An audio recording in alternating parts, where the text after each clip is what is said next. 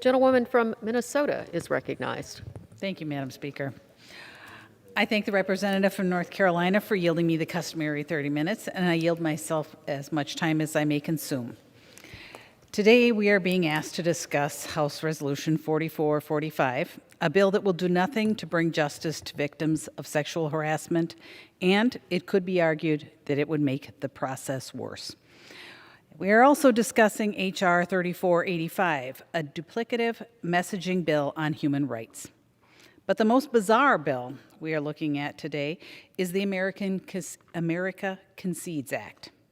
This is yet another bill that was thrown together behind closed doors and with no bipartisan input, and now we are expected to hastily dig through this lengthy document on short notice. Luckily, it does not take long to see that all that is wrong with this bill.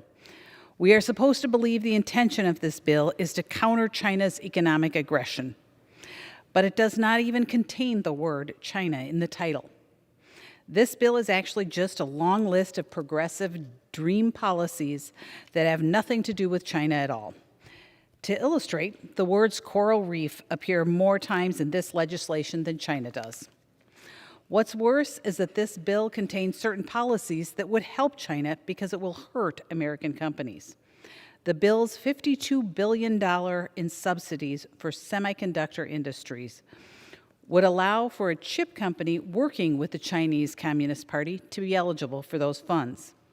The bill that supposedly combats China's economic aggression could actually send taxpayer funds to subsidize CCP's semiconductor industry. We could pass meaningful export and control policies. We could impose sanctions on the United Front Work Department, or even start fixing existing sanction enforcement that at the Office of the Foreign Asset Control in the Treasury. We could completely ban federal funding for colleges and universities that host Confucius Institutes. Instead, we're here to consider a bill that may actually be more detrimental for America than it is for China. I have to highlight some of the contradictions in this bill that so perfectly sum up the hypocrisy of the House Democrats and the administration. This bill includes the Reclaiming the Solar Supply Chain Act of 2021. My colleagues claim this will decrease energy reliance on China and will be better for the environment by subsidizing solar panel manufacturing. However, the left is also attacking domestic production of the minerals required to make these panels. We saw this just last week when the Biden administration canceled leases for a Minnesota company mining for critical minerals vital to domestic production of solar panels. The result is the U.S. is being forced to outsource these materials to China. China, who is the largest emitter of greenhouse gases in the world, uses inhumane labor practices. Now we can reclaim the solar supply chain. How can we reclaim the solar supply chain while outsourcing these very jobs to China? This bill also requires U.S. implementation of the Paris Climate Agreement, but does not require the same of China. Another provision that makes it harder for American businesses to compete with unregulated Chinese competitors. This bill reflects the patterns of this administration.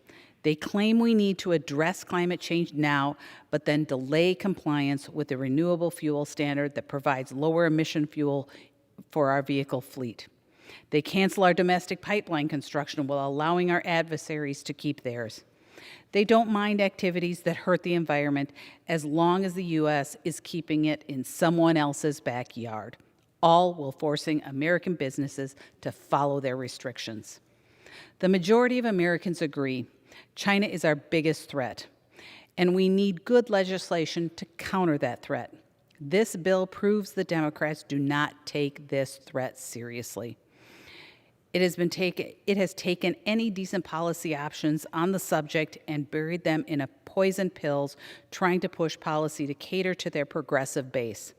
We need to put forward a real bill that has gone through the appropriate committee process to include Republican input. Only then will we have legislation that deals with these issues seriously. Thank you, Madam Speaker, and I reserve the balance of my time. The gentlewoman reserves. Gentlewoman